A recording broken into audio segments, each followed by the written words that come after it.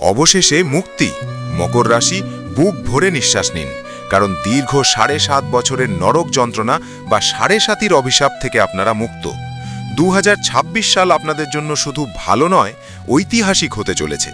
জেলখানা থেকে বেরিয়ে সোজা রাজসিংহাসনে বসার সময় এসেছে। সাথে থাকছে ব্যবসায় গোল্ডেন পিরিয়ড। কিভাবে জানতে ভিডিওটি দেখুন। নমস্কার বন্ধুরা, জ্যোতিষ কণ্ঠ চ্যানেলে স্বাগত। আজ আমরা কথা বলবো শনির নিজস্ব রাশি মকরকে নিয়ে। গত ৭.৫ বছর আপনারা যা সহ্য করেছেন, মানসিক চাপ, অপমান, টাকার অভাব, তা শুধু আপনিই জানেন। কিন্তু ২০২৬ সালে শনিদেব আপনার তৃতীয় ভাবে অর্থাৎ মীন রাশিতে অবস্থান করে আপনাকে পরাক্রমী বা অপরাজেয় বানিয়ে দেবেন। আর ১ জুনের পর সপ্তম ভাবে উচ্চস্থ বৃহস্পতি আপনার জীবনকে কানায় কানায় পূর্ণ করে দেবে। ৭.৫-র অবসান ও ক্ষমতা। সবার আগে সুখবর, ৭.৫ শেষ। তৃতীয় শনি। শনি এখন আপনার তৃতীয় ভাবে। তৃতীয় শনি মানুষকে অসীম সাহস এবং এনার্জি দেয়। গত কয়েক বছর ধরে যে আলস্য বা হতাশা আপনাকে ঘিরে ছিল, তা ভোজবাজির মতো গায়েব হয়ে যাবে। আপনি নতুন উদ্যমে কাজ শুরু করবেন। শত্রু জয়। যারা এতদিন আপনাকে দাবিয়ে রেখেছিল, এই বছর তারা আপনার ছায়া কাছেও আসতে ভয় পাবে। ব্যবসা ও বিবাহ নিয়ে গুরুত্বপূর্ণ আপডেট। ২০২৬ সালের সেরা চমক থাকছে আপনার সপ্তম ঘরে। সপ্তম বৃহস্পতি উচ্চস্থ। ১ জুনের পর বৃহস্পতি আপনার সপ্তম ভাবে অর্থাৎ কর্কট রাশিতে উচ্চস্থ হবে। সপ্তম ভাব হল ব্যবসা ও বিয়ের। বন্ধুরা, যাদের ব্যবসা ধুঁকছিল তাদের ব্যবসায় বুম আসবে।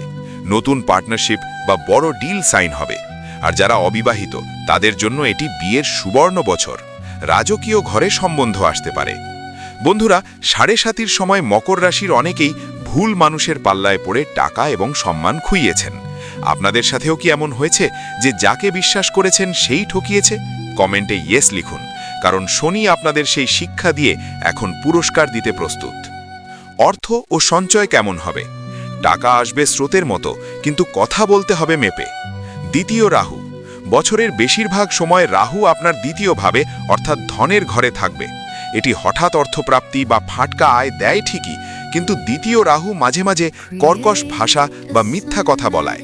সতর্কতা, মুখের কথার জন্য যেন আপনার সাজানো সম্পর্ক নষ্ট না হয় সেদিকে খেয়াল রাখবেন।